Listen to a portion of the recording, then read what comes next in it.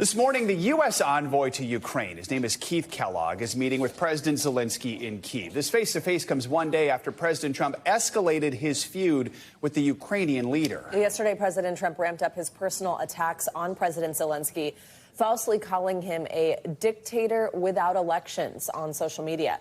Mr. Zelensky was fairly elected back in 2019, but now elections have not been held since then due to martial law that was declared when the war with Russia started.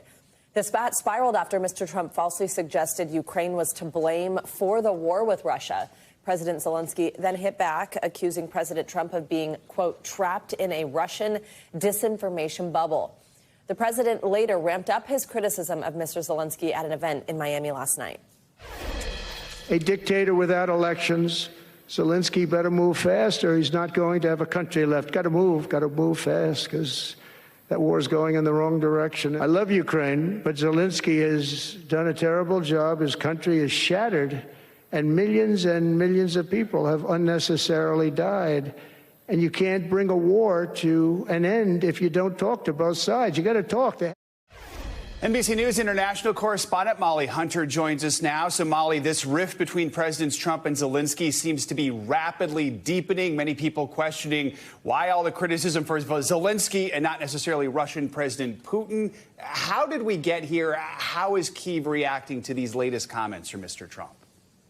Right, guys, no criticism for President Putin, who is an actual dictator who's been in charge for about 25 years. But President Trump has never been particularly sympathetic to Ukraine, guys. If we go back a couple of years, even back in 2022, when Russia invaded Ukraine, as you guys rightly fact-checked the president, Trump praised Russia's, quote, genius move to put pressure on Ukraine and even called President Putin at that time very savvy in a radio interview. So some of this is not totally new. The recent, though, descent into chaos and kind of descent into this war of words, as you guys kind of laid out a little bit, started this week as the U.S. kicked off these peace talks without Ukraine President Saudi Arabia, and President Trump accused Ukraine of starting the war with Russia, and President Zelensky had to correct the record. Of course, it was Russia who launched a full-scale invasion into Ukraine in 2022, and Zelensky held his own news conference last night, and he says, as you guys mentioned, part of this, quote, we have seen this disinformation. We understand that it is coming from Russia, and Trump lives in this disinformation space. Now, as President Trump continues to show this deference to Russia, flipping decades of U.S. policy on its head,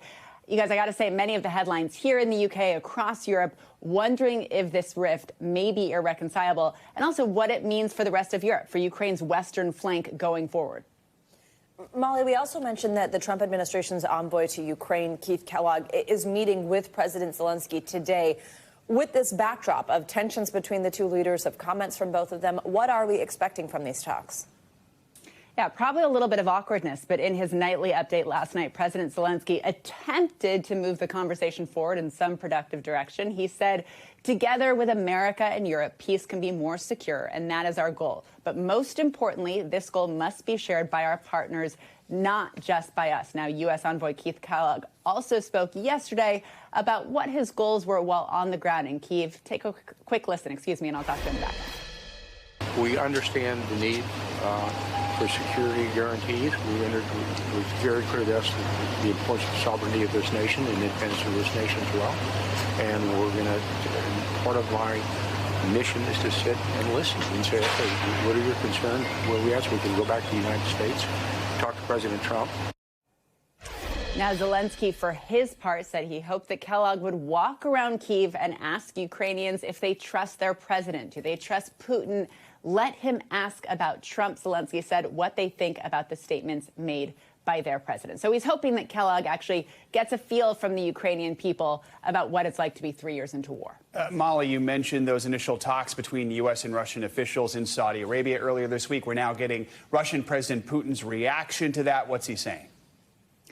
Right. The Russian president also spoke yesterday and said Ukraine would not be excluded, but the success of these talks would depend on trust between Moscow and Washington, not Moscow and Kyiv. He also said there was no reason to be, quote, hysterical that European and Ukrainian leaders weren't at the table this week. But I got to tell you guys, talking to European leaders, listening to European leaders this week, they feel excluded and very unhappy with how the U.S. is pushing ahead and kind of pre-negotiating these talks with just Russia. All right. Molly Hunter. Molly, thank you so much. Thanks, Molly. Thanks for watching. Stay updated about breaking news and top stories on the NBC News app or follow us on social media.